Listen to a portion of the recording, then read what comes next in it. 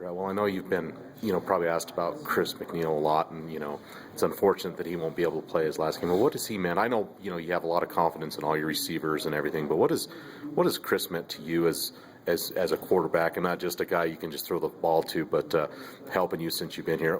Can you put in words what he's meant? Yeah, he's been great. I was really bummed out when I found out that he couldn't play, and not because he's one of my favorite targets and he's caught over 60 passes, but just because the kind of guy he's been to me since I first got here.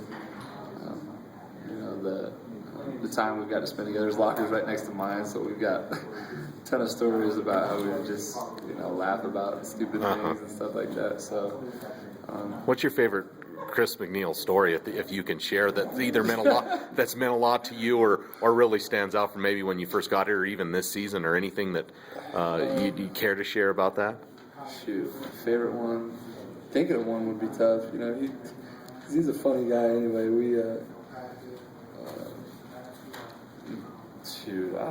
I'd have to think about it. Okay, that's okay. That's all right.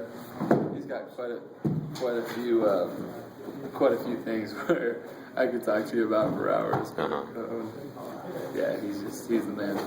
Again, you've thrown to a lot of receivers. You have a lot of confidence in a lot of your receivers. So will it be a lot different out there on Saturday, or are you fully confident that with whoever plays in his place or the other guys around him will step up, or do you think about that right now? I don't really think about it, just because even though he's out, I still have a lot of confidence in.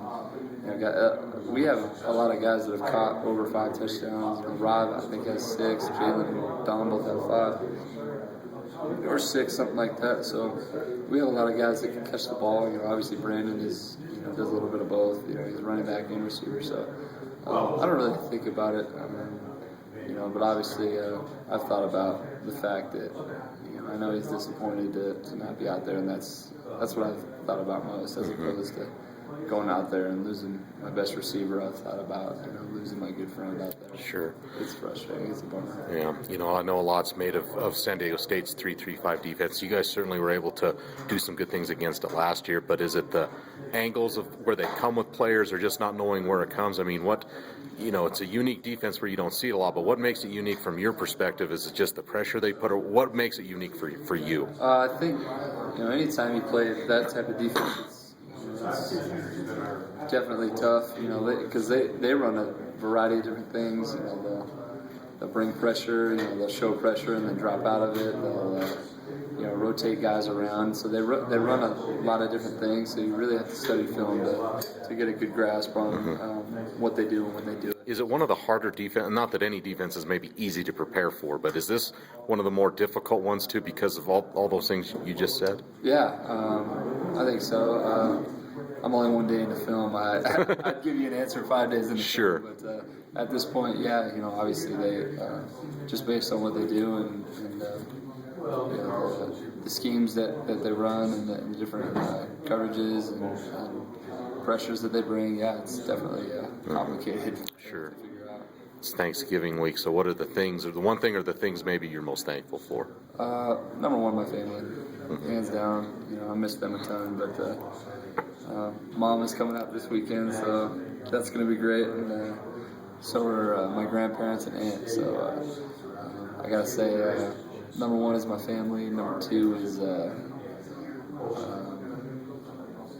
just having a place to call home, a place that I can go back to every break, and 3 are my boys that are back home, and obviously just the opportunity to live out my dream and play college ball. I wanted to do it since I was in diapers. So. And now the Thanksgiving Day feast. What's your favorite part of the Thanksgiving Day meal? Shoot, you probably couldn't tell because I'm not a big guy, but I always take the turkey, the mashed potatoes, and we always have salad. And every bite, I mix all 3 together, and then I eat it. So I never eat just one thing. I always mix them all together, and it hits the spot. It's great. Perfect.